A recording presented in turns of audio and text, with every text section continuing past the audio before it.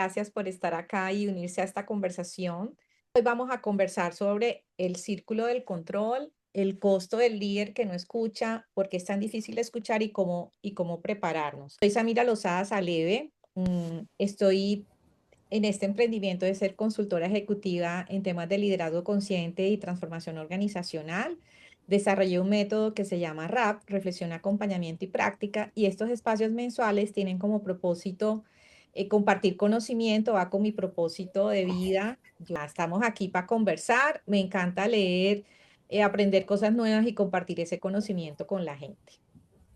Entonces vamos a hablar del círculo del control. Siempre traigo una historia acá con respecto al tema del control y de lo que nos pasa como líderes, que hubo un momento en el que yo también pensé que sabía qué estaba pasando y resulta que estaba perdida como líder y en uno de mis experiencias laborales, en la prestación de un servicio de gestión humana, resulta que el cliente se quejaba mucho, ¿cierto? Entonces yo decía, ese cliente, que es que ese cliente como es de cansón, ¿cierto? Hasta que llegó un punto que recibía mucho feedback y el cliente se quejó tanto que dijo, mira, voy a hacer un piloto y te voy a quitar parte del servicio. Entonces llegó como un momento de verdad donde dije, ¿qué está pasando aquí? ¿De qué, o sea, de qué es lo que no me estoy dando cuenta? Y y a veces nos pasa que, y ahora les voy a mostrar un poquito ahí como lo que encontré de teoría, lo que pasa, lo que le pasa a uno cuando está frente a una situación difícil, donde no está escuchando el equipo o el equipo realmente no le está trayendo los problemas, porque no se ha generado la suficiente confianza o está pasando algo donde uno cree que sí sabe qué está pasando. Que me tocó sentarme a escuchar de verdad al equipo, ¿verdad? La situación fue que ese cliente se llevó ese servicio porque realmente teníamos puestos como unos guantes y estábamos a la defensiva. Y ese líder de ese servicio, que siempre estaba a la defensiva, pues yo le creía todo lo que me estaba contando, pero no me estaba contando pues realmente la verdad. Me tocó tener otro tipo de conversaciones y cuando uno realmente, y ahora vamos a ver un poco en la teoría ahí, se deja llevar por el acelere, que no para escuchar realmente a ese cliente, pues puedes tener pérdidas económicas importantes pues por no escuchar, ¿cierto? Ese ejemplo fue bien difícil porque me dijeron, haz un plan que te crean, y durante 6 meses nos tocó hacer un montón de cambios en ese servicio, realmente sí escuchar al cliente y sacar ese líder de línea para ver realmente qué estaba pasando. Entonces, un poco la historia aquí es que eso tiene un costo económico, no escuchar. El equipo no termina de entender todo lo que está pasando y ocurre que esto en organizaciones grandes y pequeñas, pues porque realmente pues tiene un costo importante. No sé si a ustedes les ha pasado eso en algún momento, que se han dado cuenta que pensaban que sí sabía por dónde iban las cosas, pero resulta que había un mundo de temas que estaban pasando y la gente no te los estaba llevando. No sé si tienen algo para compartir ahí de, de su vida, sin tener que dar tanto detalle, sino como un poco de la situación. Y esto es como una conversación para elevar el nivel de conciencia. Se los cuento porque a mí me pasó y fue muy doloroso esa experiencia de perder, pero lo logramos recuperar, pero hubo que hacer un esfuerzo muy grande. No sé, ahí si no tienen para compartir, no importa. Igual cuando tengan para compartir me cuentan. Y Dime, pues Pau. a ver, yo comparto un par de experiencias y, y están relacionadas en la gestión de equipos, ¿sí? Muchas veces cuando la ascendencia o el papel que predefine un colaborador de un líder es de que hay que hacer caso, hay que razón siempre. Entonces, cuando desde esa posición parte la relación y no hay como formación en criterio y carácter para confrontar a la persona que te está liderando, suele suceder que las personas callan o dicen lo que uno quisiera escuchar, ¿sí? Ujú. Sí. Entonces, lo he visto desde esa perspectiva de que es como por la forma en la que aborda la relación el colaborador, ¿cierto? Ujú. Y pasa mucho. Y el temor a decirlo por pensar que podría ser mal tomado.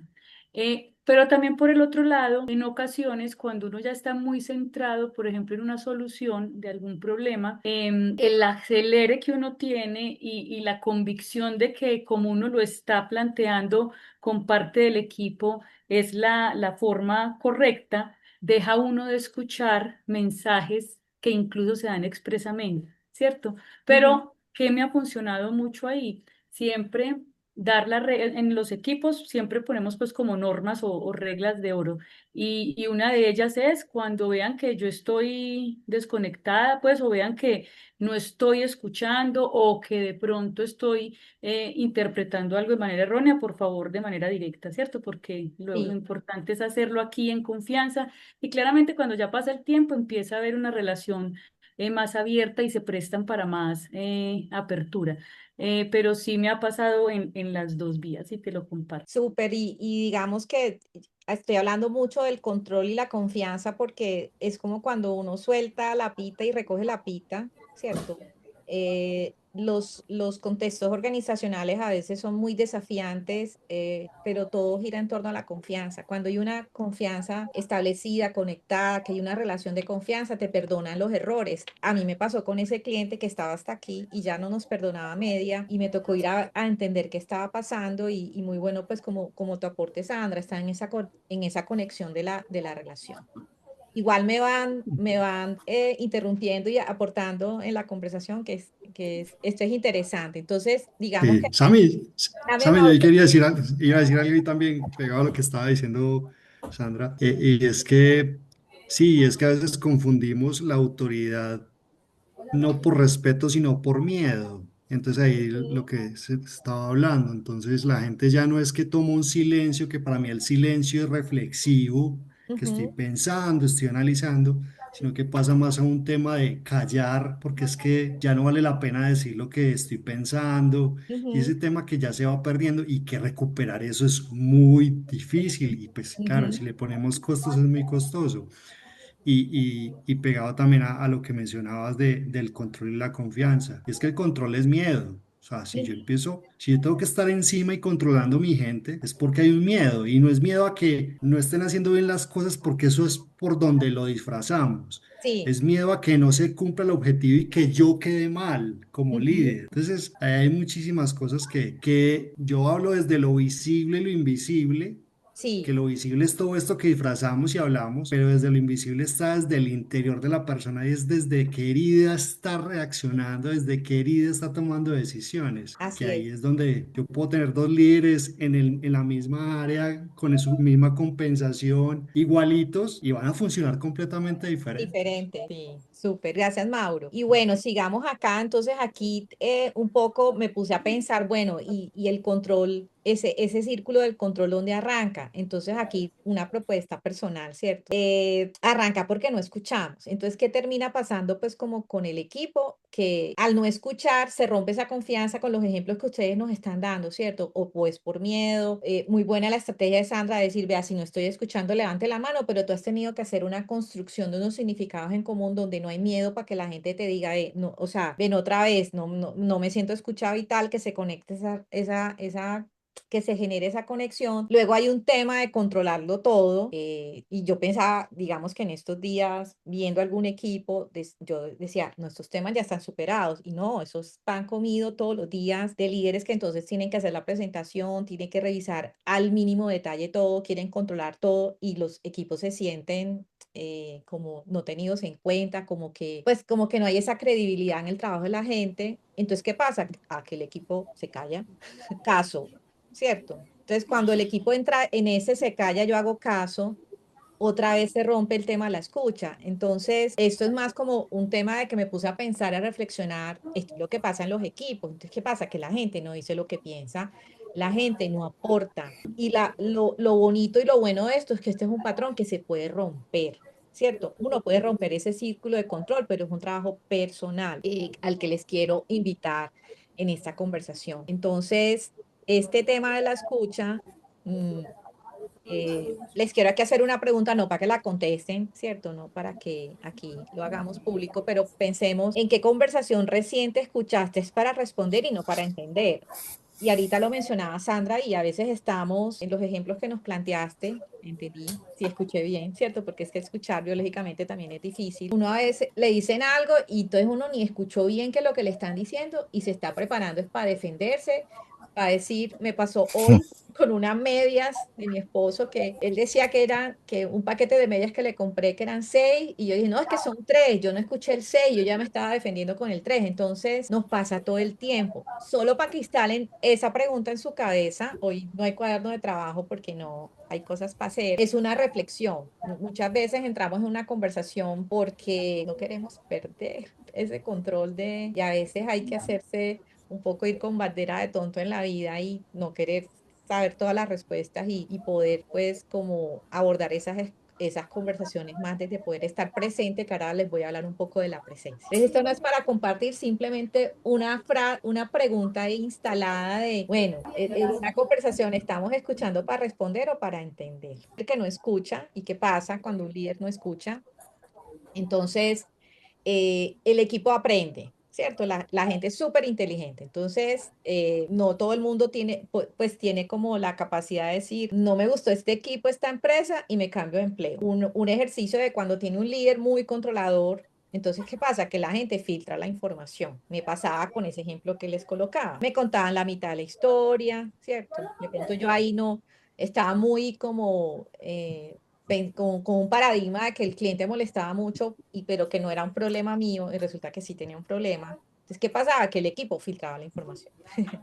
Esperaba un poco como que ese líder le diera instrucciones, dejaba de traerte los problemas y cuando ya lo que llegaba era una bomba, como que se va al servicio, ¿cierto? Aprende a decirte lo que quieres escuchar y no dar sus ideas buenas, ¿cierto? Y al final, digamos que esto es como un extracto de un libro por ahí que estuve como investigando de Kate Murphy, de Nadie te escucha.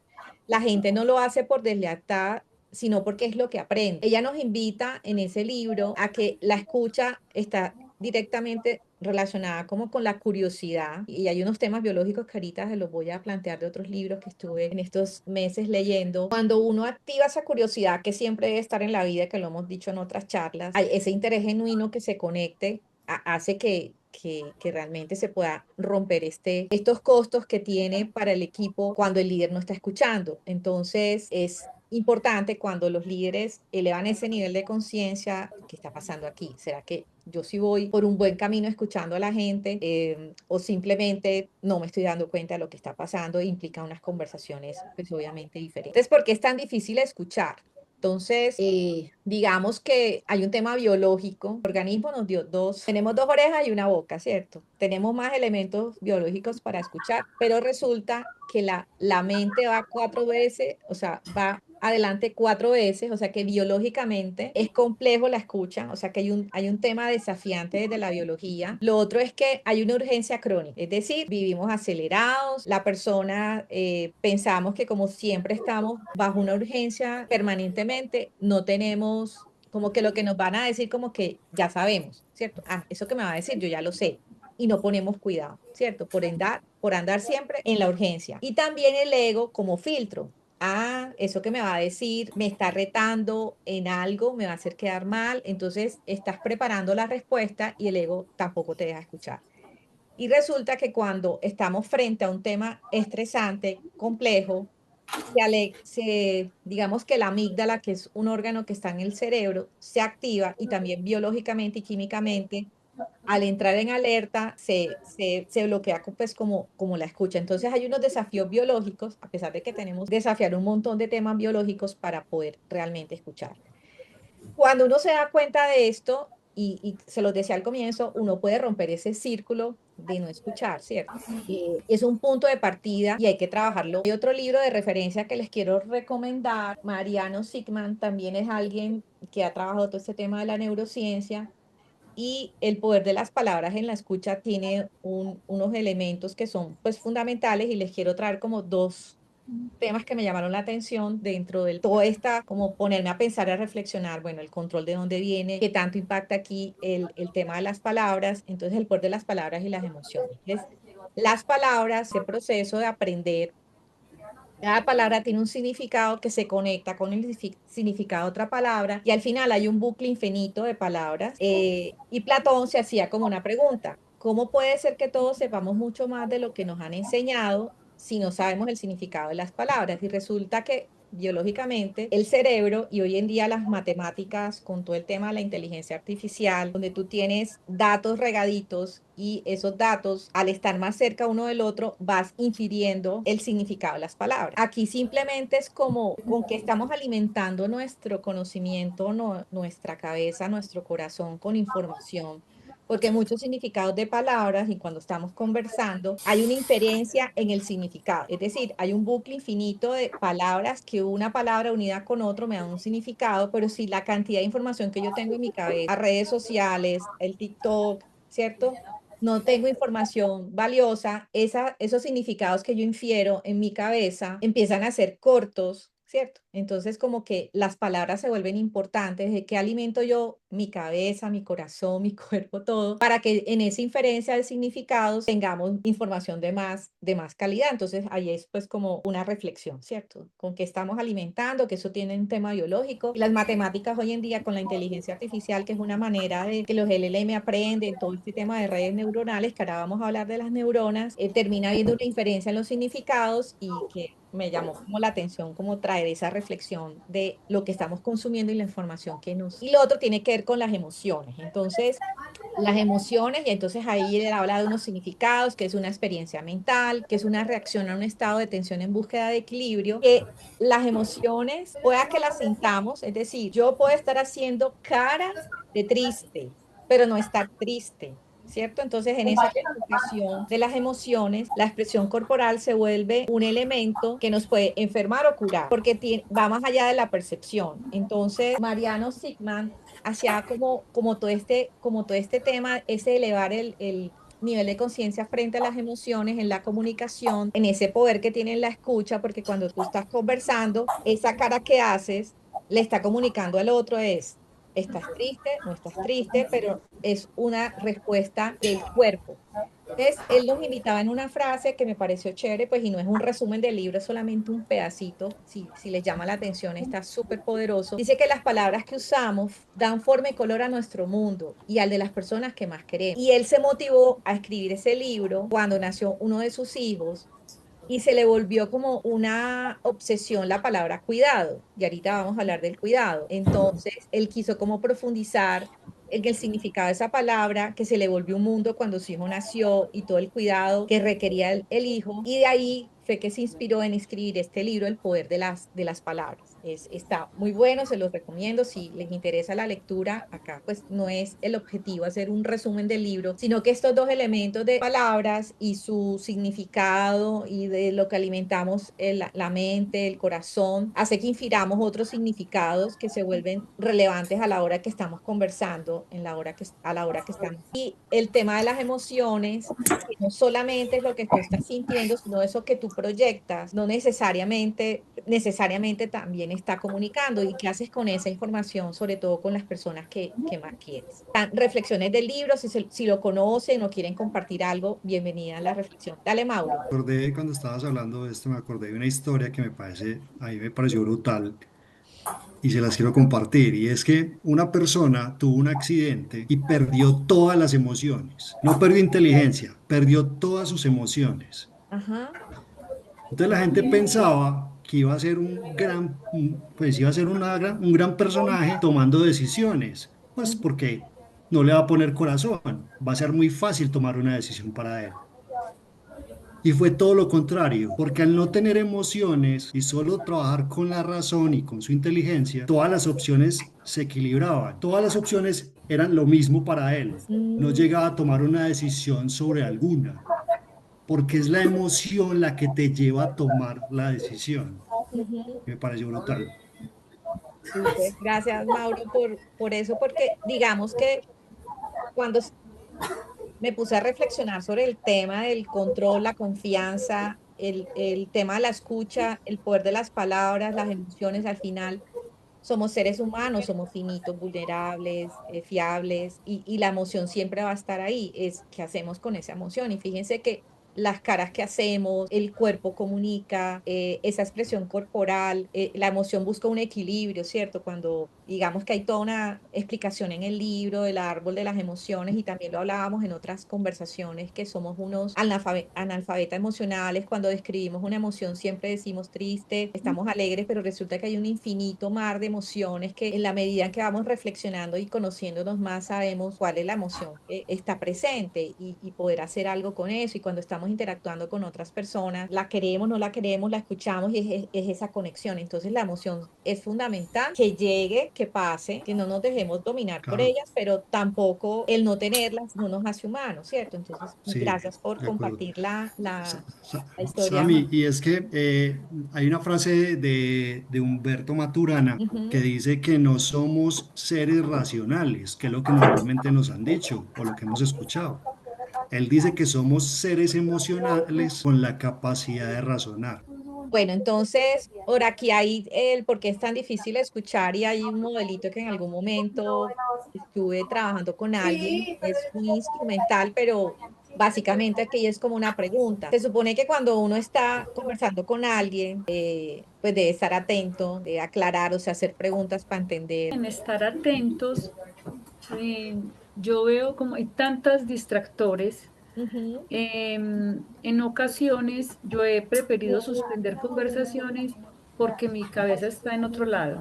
Ujú. Entonces, uno a veces logra capturar parcialmente un mensaje y es irrespetuoso con el otro porque no está uno con todos sus sentidos en la conversación. Entonces, es mejor suspender. Pero yo creo que ahí es donde más he tenido el reto de decidir si continúo o no una conversación porque la cantidad de distractores que tengo en ese momento no me permiten concentrarme o me ha pasado también que cuando está uno en un momento de alta tensión, la capacidad de atención se disminuye y uno cree que tuvo una conversación plena y después quiero parafrasear algo que me dijeron y no lo logro. O sea, me ha pasado cuando he estado en momentos de alta tensión, como los menciono, pues como de mucha crisis y entonces son esos momentos en los que uno no duerme bien, no se alimenta bien, bueno, y se vuelve un círculo vicioso y ahí sí la tensión se vuelve. Entonces creo que ahí es mi mayor reto y sobre el que trabajo pues como de manera consciente para poder definir cuándo seguir y cuándo no. Y eso es mucho estar aquí y ahora, ¿cierto?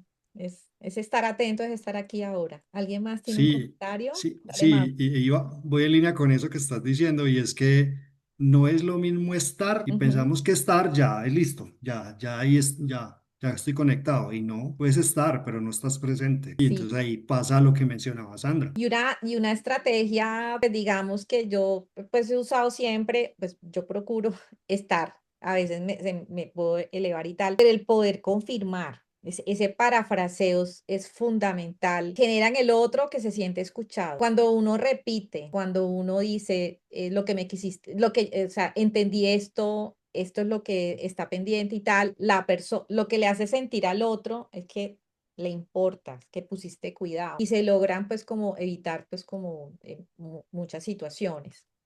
Contexto laboral, pues como en cualquier contexto. A veces nos pasa que en el familiar, en el laboral de pronto somos un poco más cuidadosos, pero en el personal nos puede pasar que uno pues dijo y no aclaró y entonces ya en vez de ir para el Tesoro se fue para Oviedo porque dijo centro comercial. Esto es un modelo como instrumental, pero simplemente era para abrir la conversación donde es el punto donde más tenemos desafíos, todos tenemos desafíos para escuchar realmente qué le está pasando al otro. Pregunta.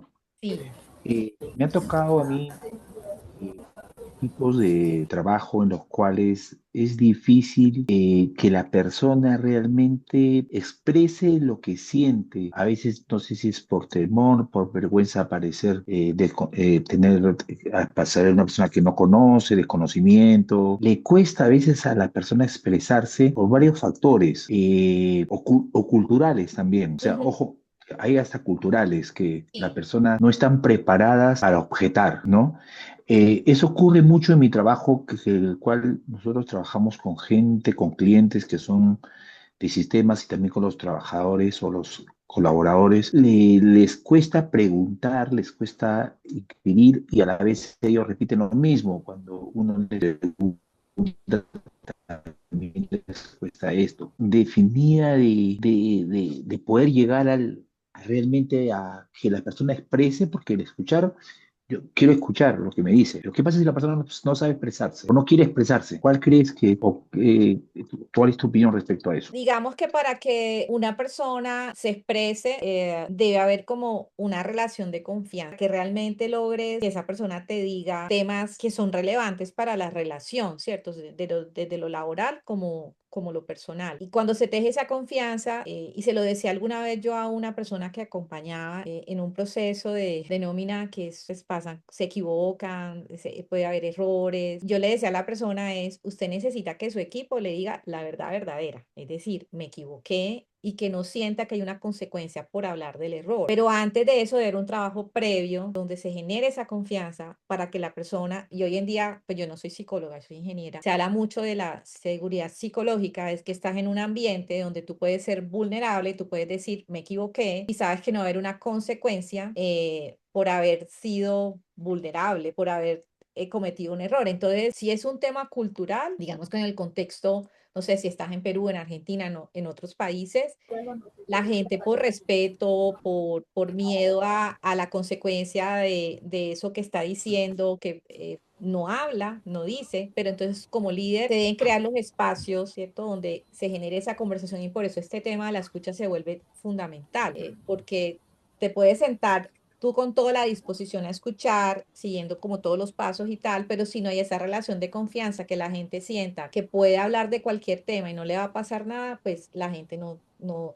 te va a decir, no va a ser más abierta. Ahora, con temas culturales, también es importante que el líder dé el ejemplo, ¿cierto? Que se muestre vulnerable, que hable de que se equivocó y que cuente de eso cómo mejora. Digamos que en estos contextos de tecnología y digamos que en las compañías que son más de temas de servicios o que está como detrás de la agilidad empresarial, siempre se dice, equivóquese en corto para que pueda resolver y poder mejorar. Entonces, el líder con el ejemplo va también a propiciar que haya un espacio de confianza para hablar de cualquier tema. Entonces, creo que ahí también se superan los temas culturales, pero el jefe debe dar el ejemplo, porque si el jefe siempre se muestra que no se equivoca, que siempre tiene la razón, pues a la persona que trabaja con él le va a dar miedo decirle que se equivocó.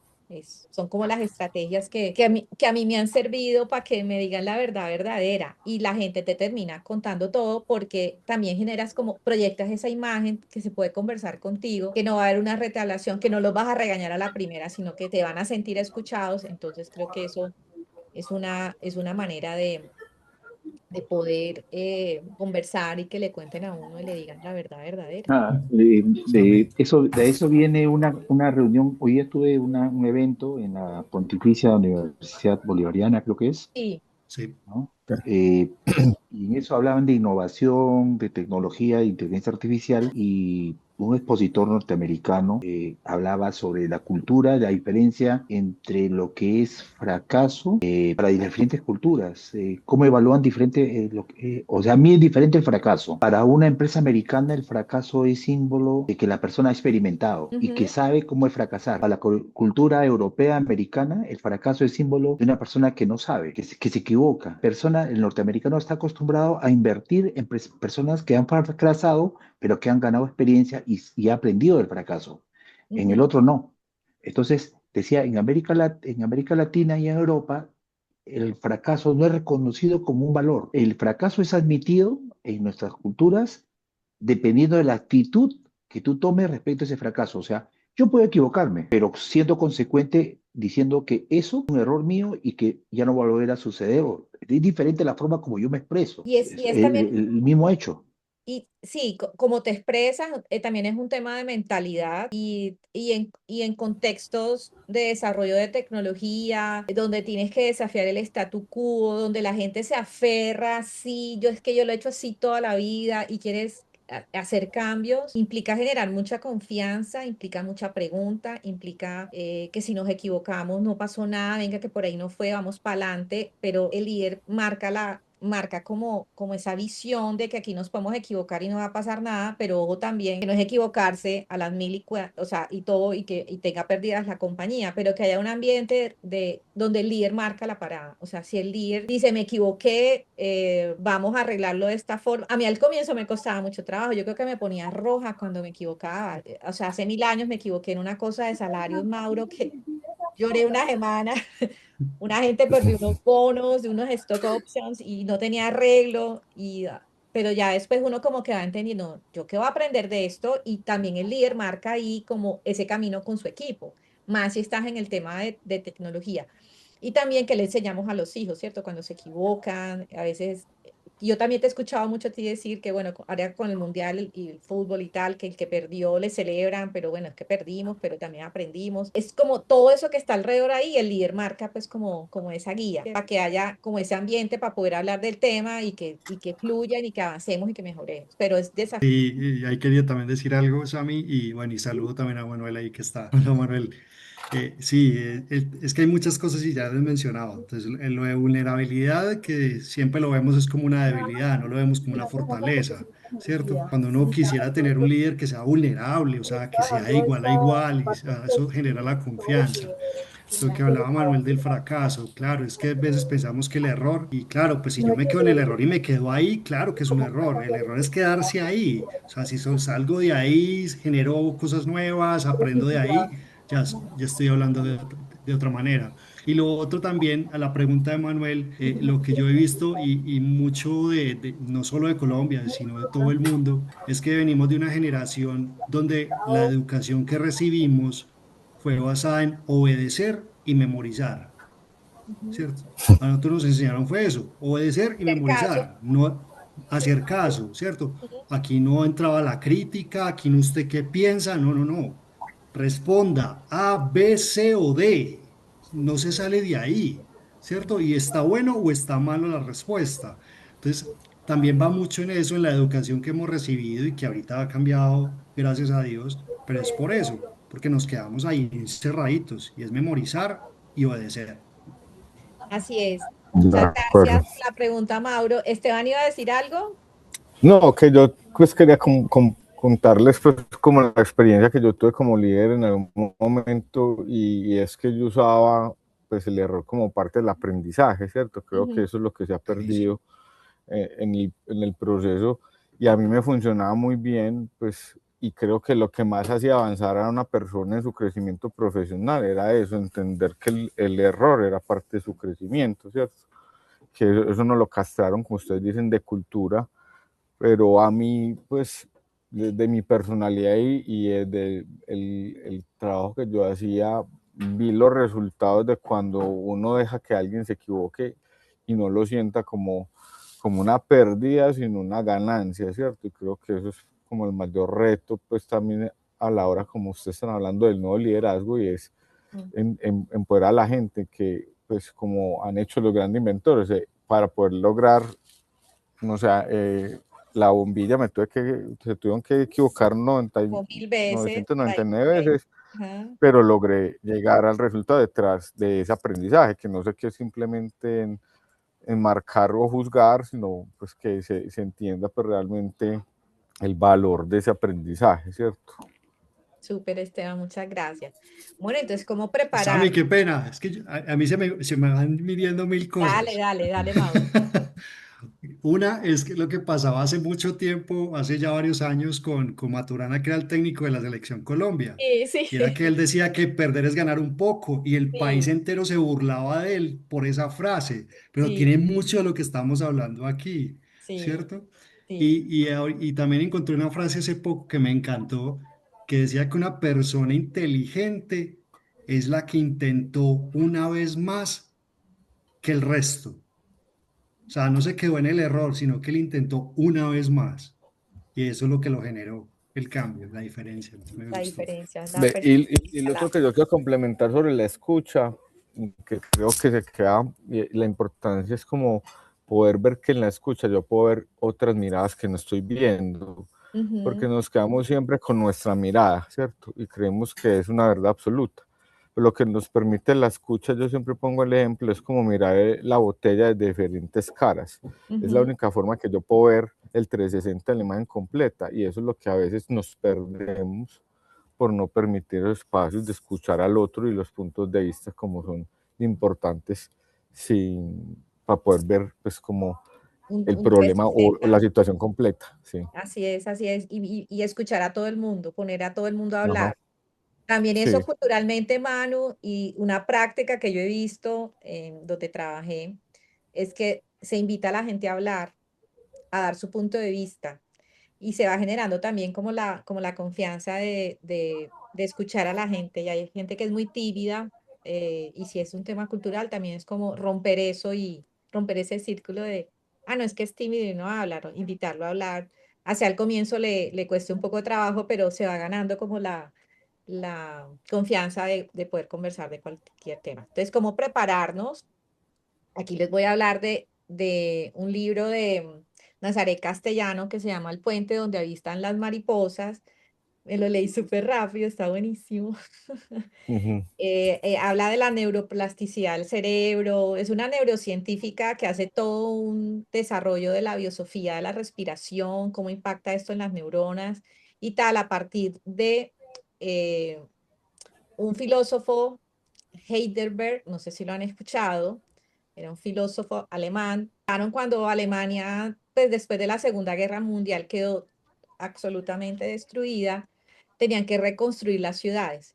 Entonces él hizo todo un estudio de cómo habitar, cómo volver a construir y habitar las ciudades, y esta neurocientífica desarrolla toda su narrativa del puente donde habitan las mariposas, que ahora les voy a contar de lo que yo más aprendí y me llamó la atención, y que nos ayuda como a prepararnos, a estar presentes, ¿cierto? ¿Se acuerdan que ahorita cuando veíamos los 4 puntos del modelo que es instrumental, ¿cierto? Cómo estar más presente. Entonces, Santiago Ramón y Cajal, que ya lo menciona en el libro, es el padre de la neurociencia, que es todo el estudio de las neuronas y tal. Cuenta la historia del señor, además que el libro es como medio un poco una novela, y cuenta la historia de Heidelberg, de la esposa, del amante, o sea, cuenta como toda la vida, y como me encantan las biografías, me lo leí muy rápido y tiene una información que me pareció muy bonita compartírsela. Y el Santiago Ramón y Cajal, que era muy curioso y que estudió toda digamos, como las formas de las neuronas en el cerebro, tiene esta frase que me pareció muy chévere. Dice, todos podemos ser escultores de nuestro propio cerebro si nos lo proponemos. Entonces, acá de lo que aprendí. Entonces, Sami, sí, dime. qué pena yo interrumpiendo tanto. No, no, dale. Eh, que eso también me trae otra frase, y es pegados de la cultura, que a veces tenemos frases muy arraigadas dentro de nuestra cultura Sí. que limitan de inmediato, o sea, castran de inmediato todo lo que queremos hacer cuando queremos innovar, crear, como lo Ujú. mencionaba otro Manuel. Y es una frase muy común y nos dice, la curiosidad mató al gato. Y O sea, no sea eso curioso castra porque se cualquier muere. idea. Sí. Sí, sí, sí, sí. Y hay mucho en el lenguaje que también nos genera limitaciones. Gracias, Sí, Mauro. Y también la invitación a cuidar esas palabras, como dice Mariano Sigman, ¿cierto? Ese poder que tienen las palabras, el sí. significado. En- Tenemos significados de palabras que no conocemos, pero lo hacemos por extrapolación, y tiene un tema matemático y está en el cerebro, y hoy Así es, día la inteligencia artificial, pero eso todo lo tenemos en el cerebro y las redes así es, neuronales y así todo. es. Entonces, les Eh, voy a eh, hablar de lo que más me llamó la atención. ¿Ibas a decir algo? Bueno, simplemente para contar la experiencia de hoy día, que fue espectacular realmente, porque Sí, fueron ideas hasta a veces contradictorias, pero que todas aportaron algo. En una salió cuatro grandes personajes acá de Colombia, se notaban que era una señora que era empresaria, una señora de ujú, edad que era paisa y que hablaba sobre todos los negocios que había invertido. sí, Comienza con el fracaso y habla sobre el fracaso de que había perdido en un negocio justo en Perú, que había pedido 8.000 millones de pesos. de pesos, Sí. ¿no? Que más o menos la pérdida. Y toda la gente, habla el siguiente y dice, bueno, no, yo he perdido 10 millones de dólares Ay, Dios en mío. otro negocio. Y dice, y la última persona dice, yo he perdido 98 millones de dólares. Ay, Entonces, que parte, pero las tres personas coincidieron en algo, sobre todo las dos personas que hablaron, que uno es químico, que tiene muchos negocios acá en parte de limpieza, todo eso, en Colombia, y ujú, hablaba todo lo que había aprendido del fracaso, que lo importante que fue el fracasar y sobre todo cómo enfrentar ese fracaso, ujú. porque para que ese fracaso no lo derrumbe a la empresa, y el otro también igual, que se le había quemado hace poco su negocio que ellos hacen súper grandes, habían perdido 98 millones de dólares, y que, pero es parte del aprendizaje, bueno, son cifras que manejan ellos, seguramente sus negocios, pero que es parte de todo este tipo de aprendizaje, ¿no? Quién sabe, para nosotros perder $50.000 es un montón de plata o $100.000, pero claro, son dimensiones diferentes, pero veamos ese tipo de cosas y me ayudó muchísimo, muchísimo a entender que el fracaso es parte del aprendizaje, pero se convierte en aprendizaje cuando tú realmente utilizas ese fracaso como un aprendizaje, porque si tú simplemente No te lo consideras sientas como como a parte de la vida, lamentarte del no, error, sino que dijiste, ven acá, me pasó esto, aprendí esto y echa para adelante, pero que tiene un aprendizaje que capitaliza y no que te das látigo toda. así es. Ajá, Ok, súper, gracias, bueno, Mar. continúa, disculpa, me solamente quería No, compartir eso. tranquilo, súper chévere. Entonces, miren, este libro habla, bueno, echa todo el cuento de Heidelberg, de su ponencia allá en esta ciudad donde se reúnen urbanistas, constructores, cómo van a reconstruir. Y él hace todo escribe un documento muy, muy potente que no tiene nada que ver como con las obras civiles, sino qué le pasa a la gente que va a volver a habitar esas ciudades, cómo habitar, ¿cierto? Y habla de la construcción, el pensamiento y el habitar. Y la neurocientífica toma todo este tema del padre de la neurociencia que les mencioné antes y explica que este señor se puso a estudiar todo el tema de las neuronas y hace muchos años atrás se pensaba que el cerebro era un material duro y que uno nacía con las neuronas que tenía, eran las que había. Y él hace un descubrimiento de observar, de mirar y tal, y encuentra unas células que son las neuronas piramidales.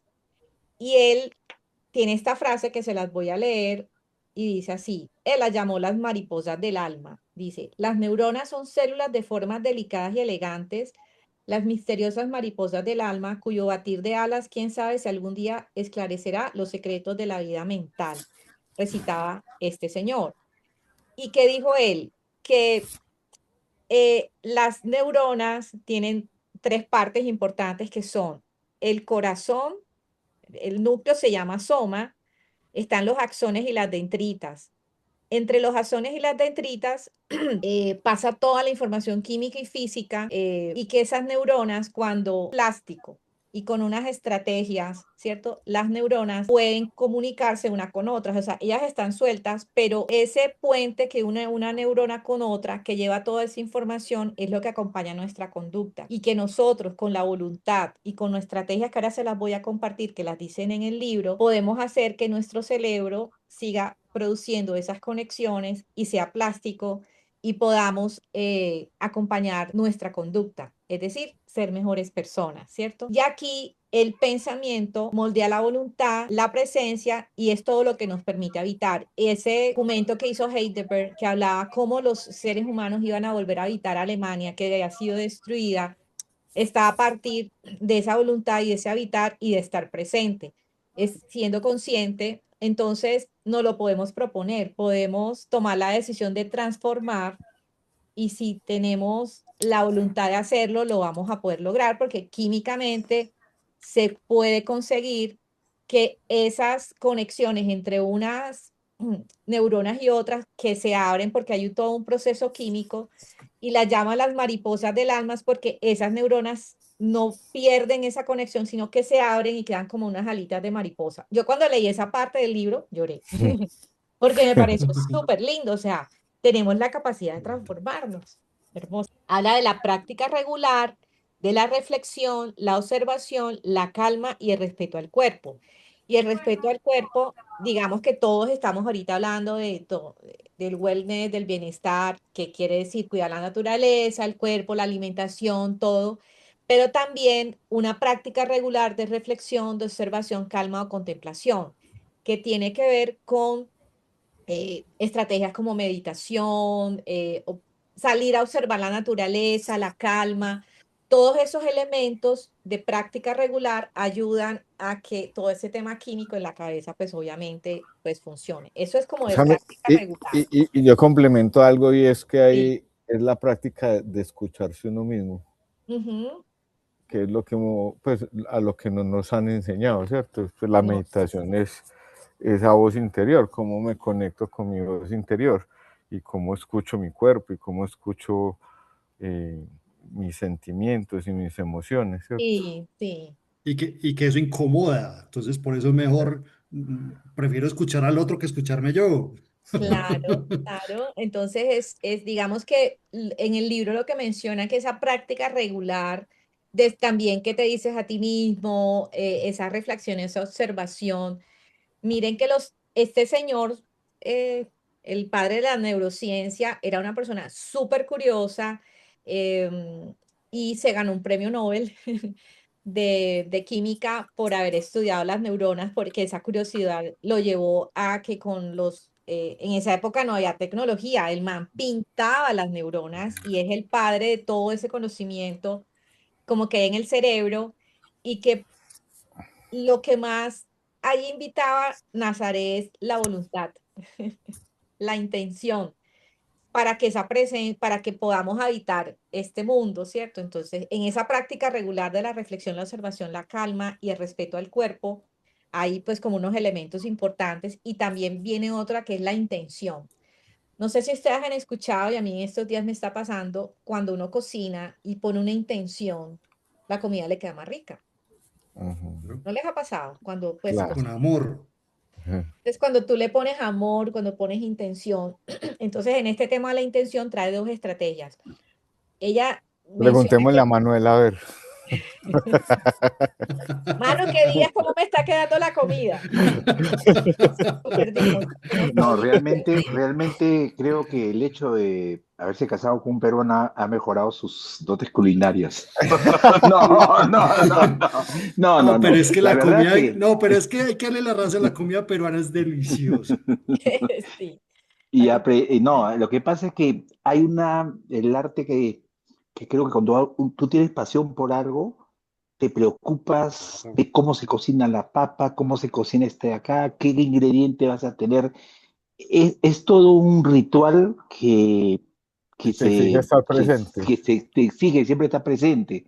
Sí. Pero Sammy tiene la habilidad de que le gusta experimentar y creo que eso también es interesante porque sin problema vas adaptado y hace así, sinceramente, una comida tipo restaurante, así, en Genial. la misma calidad.